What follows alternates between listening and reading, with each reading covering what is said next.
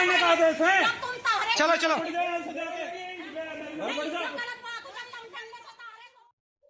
नमस्कार दोस्तों, उत्तर प्रदेश में कल उपचुनाव, जी हाँ, 9 विधानसभा सीटों पर कल संपन्न हुए। लेकिन दोस्तों, ये जो चुनाव संपन्न हुए ना, ये बंदूक की नोक पे संपन्न हुए। जी हाँ, शायद हम कह सकते हैं कि अमृतकाल की यही एक प्यारी सी तस्वीर है हम सबके सामने। क्या इसी को बोलते हैं अमृतकाल? अब ये सबसे बड़ा सवाल हमारे सामने है। सो गाइस, उत्तर प्रदेश के अंदर राम मंदिर स्थापित है, जी हाँ, लेकिन हमको देश में राम मंदिर नहीं बल्कि देश को राम मंदिर बनाना था। इस देश में राम राज्य स्थापित करना था। जी हाँ, लेकिन यहाँ पर कहानी कुछ और ही हो चुकी है। उत्तर प्रदेश में कल जो हुआ उसने भारत की राजनीति को पूरी तरीके से शर्मसार कर दिया। उसकी तस्वीर, उसका वीडियो आपने स्टार्टिंग में देखा अच्छे से कि किस तरह से एक पिस्तौल वाला, मतलब कि एक दरोगा खुलेआम पिस्तौल आम जनता के ऊपर तान रहा है। और उसका एग्रेशन इतना तगड़ा है, वो इतना एग्रेसिव मोड में है कि ऐसा लग रहा है कि जैसे वो मतदाताओं को ही ऑन द स्पॉट वहीं शूट कर देगा। सो गाइस, वहाँ पर 2 महिलाएं उनको साफ साफ उनसे कह रही हैं कि आपको गोली चलाने का आदेश नहीं है, लेकिन पीछे से वो दरोगा की आवाज़ आती है कि हाँ, मेरे पास आदेश है, मेरे पास आदेश है। दोस्तों, ये है हमारा अमृतकाल और ये है आपका सबका साथ सबका विकास। बट दोस्तों, मैं आपसे रिक्वेस्ट करना चाहूँगा कि इस वीडियो को प्लीज़ आप लोग, जी हाँ, धर्म का चोला पहन करके मत देखिएगा। इंसान के अंदर की जो इंसानियत है उस पॉइंट ऑफ व्यू से अगर आप इस वीडियो को देखेंगे तो आप बात को शायद समझ जाएंगे। ठीक है, आप याद करिए एक बार मंगेश यादव का चेहरा, आप याद करिए एक बार राइट आर्यन मिश्रा का चेहरा, और एक बार आप याद करिए उन दलित 2 बहनों की लटकती हुई लाश पेड़ के ऊपर। पिछले वीडियो में मैंने इस बारे में डिस्कस किया था, रिपीट करके अननेसेसरी वीडियो की लेंथ में बढ़ाना नहीं चाहूँगा। सो गाइस, कभी कभी ना जब जॉम्बी बन जाते हैं, धर्म का इतना बड़ा चोला पहन लेते हैं, तो यहाँ पर, जी हाँ, जब ये जॉम्बी आत्मा हमारे अंदर उतर आती है तो वो धर्म की दीवार को भी तोड़ देती है। हम एक दूसरे के खून के प्यासे बन जाते हैं। जी हाँ, चाहे हिंदू हिंदू हो, चाहे हिंदू मुसलमान का क्यों ना हो। सो गाइस, यही दीवार और यही खाई हमको कल दिखाई दी उत्तर प्रदेश के अंदर, जब काफ़ी सारे एरियो में मुसलमानों को वोट देने से साफ साफ मना कर दिया गया पुलिस वालों के द्वारा। जी हाँ, और पोलिंग बूथ से काफ़ी बड़ी संख्या में मुसलमानों को बिना वोट दिए वापस आना पड़ा। देखिए, उसके बाद अखिलेश यादव ने अपनी एक प्रेस कॉन्फ्रेंस करी। जी हाँ, उस प्रेस कॉन्फ्रेंस के बाद में इस बात को उजागर किया गया कि आखिरकार पोलिंग बूथ पर इनके खिलाफ चल क्या रहा है। जी हाँ, उसके बाद चुनाव आयोग ने इन पुलिस अधिकारी को निलंबित किया, उनको सस्पेंड किया। लेकिन अब मेरा दोस्तों सबसे पहला सवाल यहाँ पर यह है कि क्या पुलिस वालों के पास इतना अधिकार होता है कि वो पोलिंग बूथ से, जी हाँ, आम जनता को भगा दे? जी हाँ, उनके वोटर आईडी कार्ड चेक करें? जी नहीं, कभी ये अधिकार पुलिस वालों को नहीं दिया गया। अब मैं सवाल करना चाहता हूँ कि क्या ये पुलिस वाले इसी तरीके से शांतिपूर्ण तरीके से अपने राज्य के अंदर, जी हाँ, चुनाव को संपन्न करवाते हैं? ठीक है, वो भी शूटिंग मोड में इनको आना पड़ता है। जी हाँ, पिस्तौल निकाल करके शांतिपूर्ण तरीके से क्या ये अपने राज्य के अंदर चुनाव करवाते हैं? ये होता है शांतिपूर्ण तरीके की परिभाषा। जी हाँ, मैं सवाल करना चाहूँगा योगी आदित्यनाथ जी से, जी हाँ, उत्तर प्रदेश के मुख्यमंत्री से और वहाँ के डीजीपी से, क्या आपके राज्य में यही तरीका है चुनाव को करवाने का?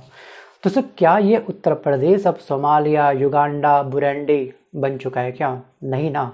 तो उत्तर प्रदेश में इस समय जो भी चुनाव संपन्न होते हैं वो चुनाव आयोग के दायरे में, उसके जो रूल्स रेगुलेशन, जो उसकी गाइडेंस होती है उसके दायरे में संपन्न होते हैं। लेकिन वर्तमान समय की जो राजनीति है ना, इसका स्तर अब दिन प्रतिदिन और घटिया पे घटिया होता जा रहा है। जी हाँ, एक होता है कि स्तर गिरना और एक होता है गिरने के बाद की जो जमीनी जो खाई होती है उसे बोलते हैं घटिया पे घटिया हो चुका है।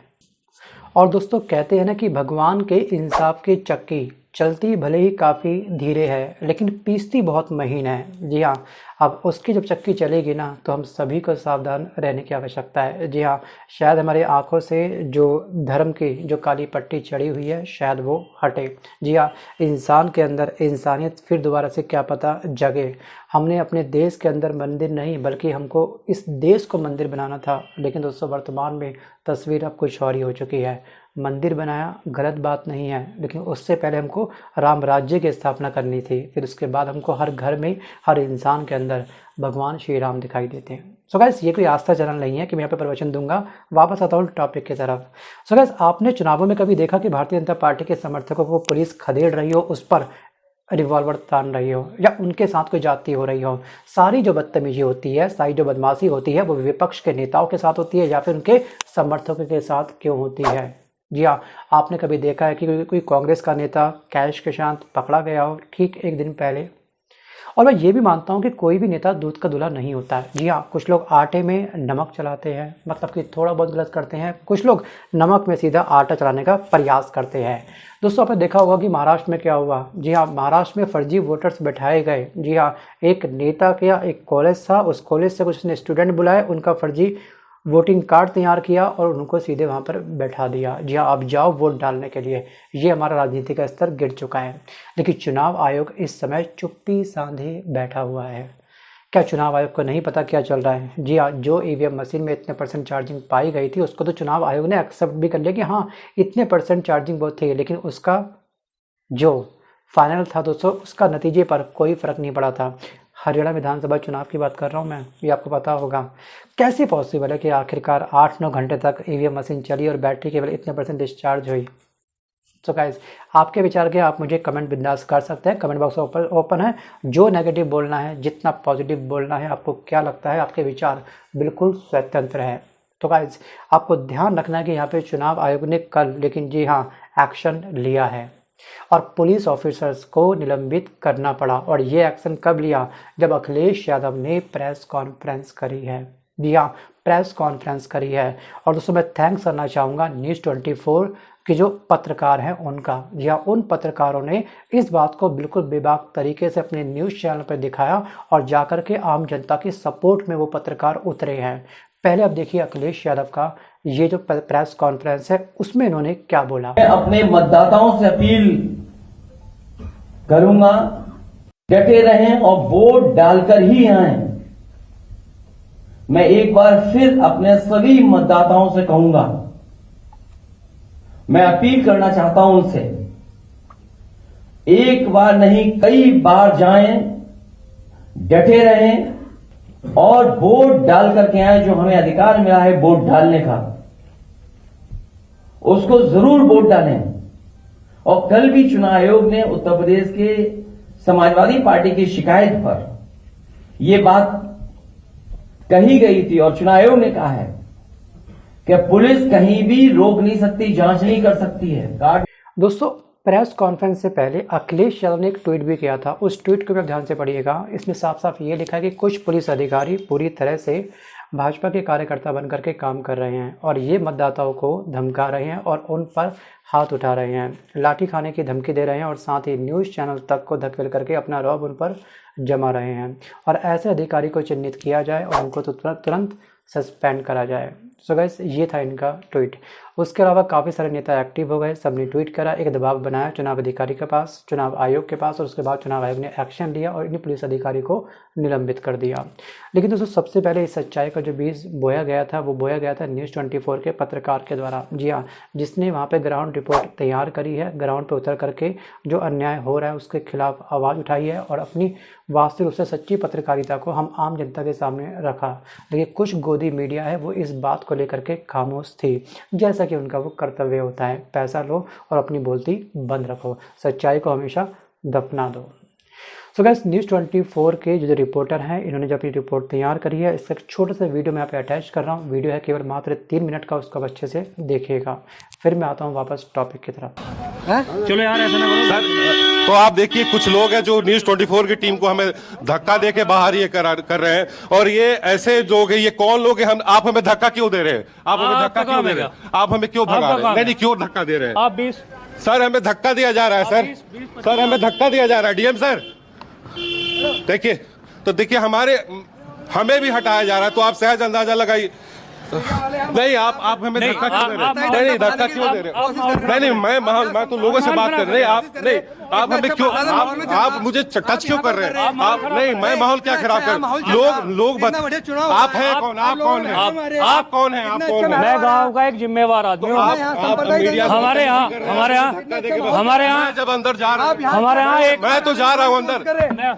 आप क्या कर रहे हैं? आप कौन हैं? आप यहाँ दंगा मार भरने को इजाजत दिया? आप यहाँ दंगा, आपको इजाजत आप एक समुदाय के लोगों को समुदाय नहीं, एक लेके चल रहे हो, आप ऐसे दंगा फैलाने का माहौल भी चल रहे हैं। देखिए भगाया जा रहा है। आप सर देखिए, मैं जब जा रहा हूँ पवन आराम से, ठीक है।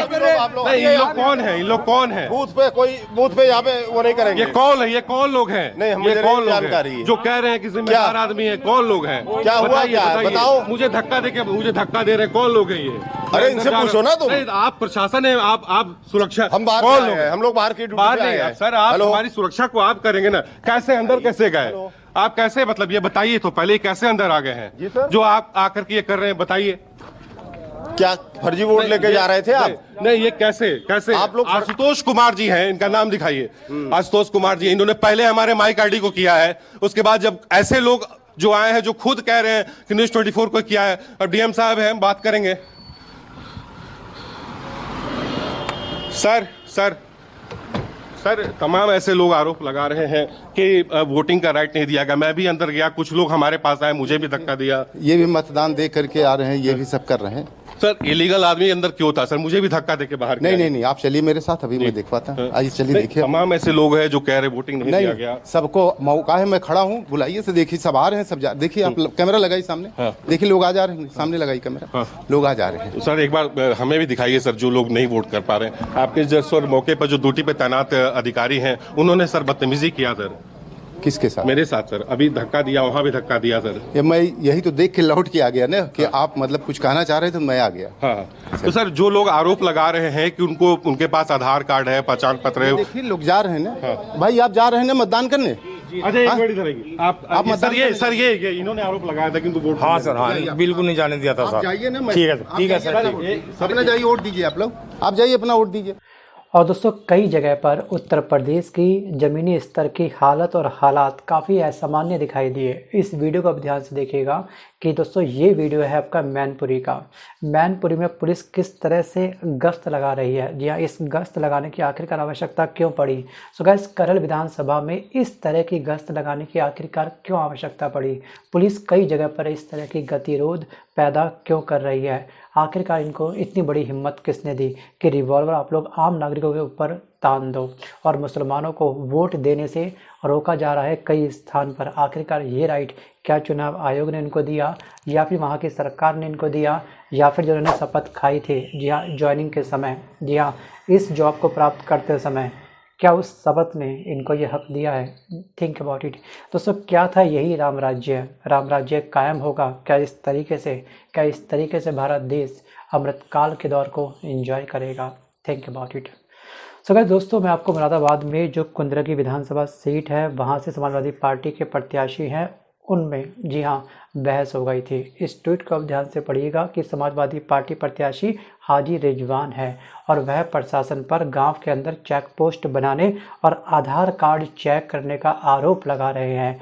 और सीसाम में 2 पुलिस अधिकारियों को निलंबित कर दिया गया, मगर यहाँ पर क्या पुलिस के पास ये अधिकार है? ये सवाल खड़ा कर रहे हैं अपने ट्वीट के माध्यम से। एक्चुअली पुलिस वालों को कोई अधिकार नहीं होता कि वो आपको वोटर ID कार्ड चेक करें, आपका फेस मैच करें वगैरह वगैरह। बस वहाँ आपको गेट पर जो फ़ोन आप लोग लेके जाते हैं गलती से, ठीक है, उस फ़ोन को वो लोग रोक सकते हैं। बस ये पूछते हैं कि फ़ोन तो बस नहीं है, बस अगर फ़ोन है तो वापस आप घर जाओ, घर पर फ़ोन रख करके आओ, ये होता है बस इनको राइट।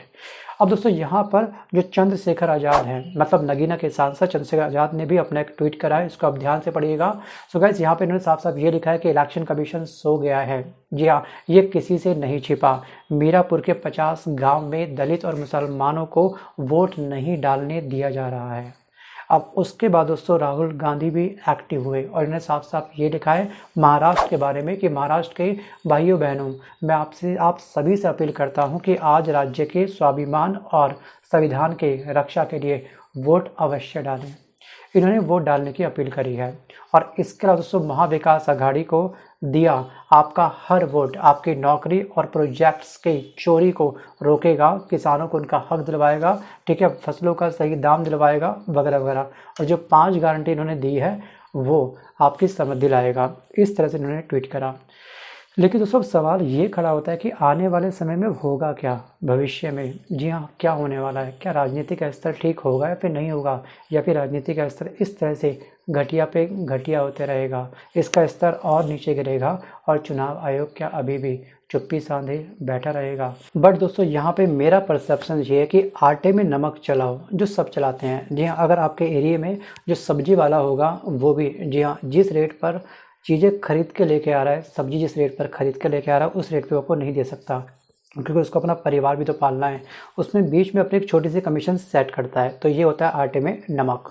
लेकिन जब कोई नेता या फिर कोई आम व्यक्ति नमक में आटा चलाने का प्रयास करेगा तो पानी सर के ऊपर से जाएगा और आज नहीं तो कल भगवान के इंसाफ की चक्की जरूर चलेगी। सो गैस, इस धर्म के तेल में हर नेता अपने चुनावी पकौड़े तलते हैं। जी हाँ, कुछ पकौड़ों की संख्या बहुत अति कर देते हैं। आपने देखा पिछले 10 सालों में आखिरकार भारत के अंदर क्या चल रहा है। इतनी नफरत भर दी गई है हम आम जनता के अंदर कि हम सभी आम जनता जॉम्बी बन चुके हैं। जी हाँ, जहाँ भी नज़रें घुमाइए हर जगह आपको मिलेंगे जॉम्बी, एक दूसरे के खून के प्यासे। इतनी नफरत, इतना एग्रेशन बढ़ चुका है कि बस, जी हाँ, हम किसी को सुनने के लिए कुछ भी तैयार नहीं हैं। अब दोस्तों यहाँ पर महंगाई चरम पर है, बेरोजगारी चरम पर है, महिलाओं के ऊपर होने वाला अत्याचार चरम पर है, न जाने कितनी चीज़ें हैं जो काफ़ी चरम पर पहुँच चुकी है। अब दोस्तों आम जनता केवल सवाल पूछती है इस सरकार से, वर्तमान की सरकार से, कि जाएं तो जाएं कहाँ, करे तो करे क्या हम लोग। हवाई जहाज़ की यात्रा पर जाएं तो एयरपोर्ट की छत गिर जाती है, रेल यात्रा करें तो ट्रेन आपस में भिड़ जाती है, सड़क यात्रा करें तो पुल गिर जाते हैं, और यात्रा के चक्करलस को चलिए अगर हम छोड़ भी दें, ठीक है, अगर हम मन सत्संग कीर्तन में लगाएं तो वहाँ पर भगदड़ मच जाती है, 125 लोग मारे जाते हैं। मैं बात कर रहा हूँ दोस्तों जो हुआ था सत्संग, आपको याद होगा, हाथरस के अंदर। दोस्तों ये भी अगर हम छोड़ छाड़ करके घर बैठ करके पढ़ाई करें तो वहाँ पर क्या होते हैं, पेपर लीक हो जाते हैं। तो आम जनता आखिरकार जाए तो जाए कहाँ, करे तो करे क्या? अगर आपके पास इस बात का रिप्लाई है तो आप मुझे कमेंट जरूर करिएगा। सो गाइस, विश्व गुरु की हम लोग विश्व गुरु बन चुके हैं, ठीक है, तीसरी सबसे बड़ी अर्थव्यवस्था बन चुके हैं। लेकिन यहाँ पर हंगर रिपोर्ट जो हमारी सामने आई है वो हमको कहीं ना कहीं शर्मसार कर रही है। वो रिपोर्ट शायद आपने ना पढ़ी होगी, रैंक है हमारी 105। जी हाँ, हंगर इंडेक्स में हमसे भी जो कमज़ोर देश हैं उन्होंने भी अपने रैंक को काफ़ी सुधार लिया है, वो हमसे कई ऊपर हैं। लेकिन इन आंकड़ों को छुपाया जा रहा है, दबाया जा रहा है, आपकी नज़रों से हटाया जा रहा है, क्योंकि हम लोग बन चुके हैं इस समय वैश्विक गुरु की होड़ में हम लोग चल रहे हैं। विदेश में हमारी डंका बज रही है, लेकिन इस देश के अंदर जो आम जनता की लंका लगी पड़ी है उस लंका को आखिरकार धराशायी कब करा जाएगा? थिंक अबाउट इट, विचार जरूर करिएगा।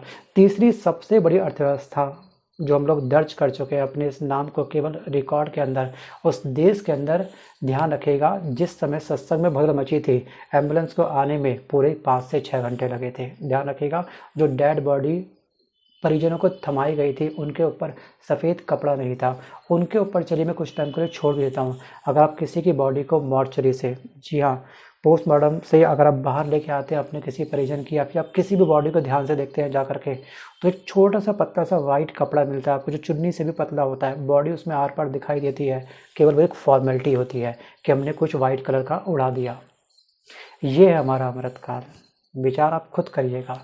सो गाइस, आज के इस वीडियो में बस करो इतना ही, मिलता हूँ जल्द एक नए वीडियो के साथ, तब तक के लिए धन्यवाद। वोट डालने वाली कांग्रेस पार्टी है, वो मना कर रही है।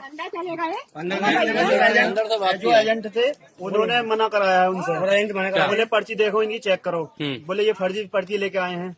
और एक नेता आए हैं भाजपा के। हाँ, मैंने ये भी बोला, ये सामने से भाजपा का नेता भी आए हैं कोई, और उन्होंने अंदर जा रही है, उन्होंने ईवीएम पे मैंने बटन दबाया था तो उन्होंने मेरा वोट चेक करा, बोली काहे का बटन दबाया? जो अंदर है, कौन है वो जो पता नहीं प्रभारी है या क्या है, उनका मैं वोट डाला है। अंदर ईवीएम पे खुद गई थी वो देखने, बोले आपने साइकिल का बटन दबाया है, मुझसे बोला ये चीज। अब ऐसा सुनिए, लाइन में लगा एक मतदाता क्या कह रहा है। इतनी फोर्सेस तो युद्ध में भी नहीं लगाई होंगी। उधर से जा रहे हैं, नहीं जाने देता, इधर से भी जा रहे हैं, इधर से भी नहीं जाने। क्या कह रहे हैं? बोलते हैं 2 घंटा बाद आओ, आधा घंटा बाद आओ, इधर आओ, उधर आओ, बच्चा छोड़ के आए हैं। छोड़ ही नहीं जाओगे, इतने छोटे-छोटे बच्चे छोड़ के आए हैं हम लोग, हम लोग को छोड़ भी नहीं जाने देते हैं। भीड़ बहुत है, रुकी रहे बेहतर। कोई बात नहीं, लाइन में खड़े लगे रहेंगे, लाइन में हम लोग लाइन में खड़े उससे मतलब नहीं आपको, हम लोग को जाने तो दीजिए कम से कम। ये कौन सा बूथ है? हम लोग आए सर 7:30 बजे। अच्छा, इतना टाइम लगा, जाने ही नहीं दे। मतदान हो रहा है सुंदर राणा जी, बूथ पर आप लगातार निरीक्षण कर रही हैं, किस तरह का माहौल है, क्या चीजें सामने आ रही है? हम जा रहे हैं, गांव-गांव जा रहे हैं, लोगों को परेशान किया जा रहा है, वोट नहीं डालने दे रहे हैं, पुलिसकर्मी परेशान कर रहे हैं, रोक कर खड़े कर रखा है सबको कि आप वोट नहीं डालोगे, आप ये आईडी दिखाओ, वो आईडी दिखाओ, सारी आईडी चेक कर रहे हैं, फिर भी लोगों को जाने नहीं दिया जा रहा है। ये समस्या कहाँ से सामने आई आपको? नया गांव नंगला बुजुर्ग से सामने आई है, में भी है, संपलेड़ा में भी है। अच्छा, तो उसकी शिकायत की आपने भी अधिकारियों से?